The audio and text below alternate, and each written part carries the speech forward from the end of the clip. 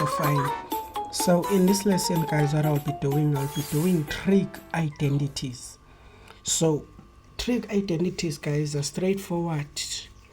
Here you just replace, guys, when you see tan x, you will replace this tan x by sine over cos.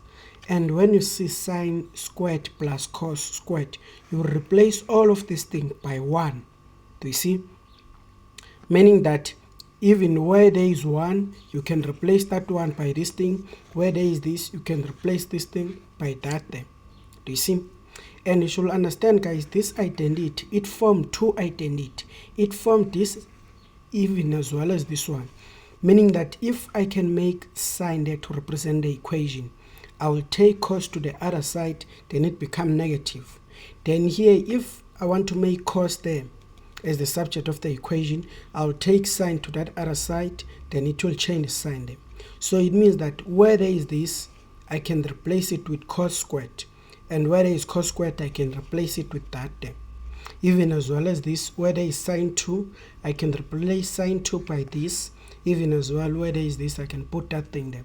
Those are the only two identities that you should know in grade 11. It is this, even as well as this there. Do you see? But this there, guys, it form two identity.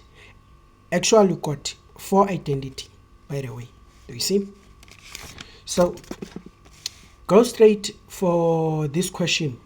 For this one, guys, they need you to prove that this side is equal to that. They need you to prove that the left hand side is equal to the right hand side. And in order for you guys to do that, you should take the side which is complex. You will simplify this side in such a way that you should get this answer, which is sine. Something like this, that I can take the left hand side. This one, it's my left hand side cos there. Do you see?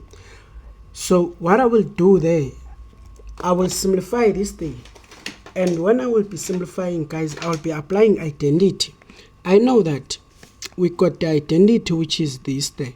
That's sine over x cos x there. Where there is tan, I can put this thing. Meaning that where there is tan, I can put this over cos inside the bracket. And now what you should understand, this one I can just put invisible 1 here. I'll put invisible 1, and at the same time I'll put it inside a bracket just like this then. Because, guys, this, it is in front of that tan, so it should also be having its own bracket, by the way, this. And tan there should have its own bracket. And now what I can do, I know that these two brackets, they represent multiply, which can also be represented by the dot. So I know when I multiply two fractions, numerator will multiply to a numerator. Something like this, that it's sine x over cos x divided, denominator will multiply to a denominator, something like this there. That one, they will disappear. Both of these two, they multiply together, and both of those, they multiply together. And in maths, guys, when we divide, same thing, they cancel. And when they cancel, you end up having sine x there as your final answer. That final answer, guys, is the same as our right hand side. So it means that I can say, therefore, left hand side is equal to right hand side there. So these are the steps 1, 2, 3, 4. Then let's come and do the next one. Do you see this one? This one, it looks so complex. But for you to solve such question like this, you should know that you got the left hand side and you got the right hand side. You will take the side, guys, which is complex, and you will simplify that side in such a way that you should get the other side, which is this thing. It's this minus by tan x cos x sine x there. So I have to simplify all of this side in such a way that I should get my right hand side there, which is cos squared. For me to do that, I know that this thing there, where there is tan, I can put sine over cos here. Sine over cos. That thing, guys, it's an identity. And everything that I didn't affect, I'll write the way it is. Something that I didn't affect. Even as well as this, like this step. Do you see? So what I need you to understand, it is that this term, it's not affecting the tan. Let's put it inside a bracket, even as well as this. Let's put them inside a bracket. They are just in front of the tan, this one.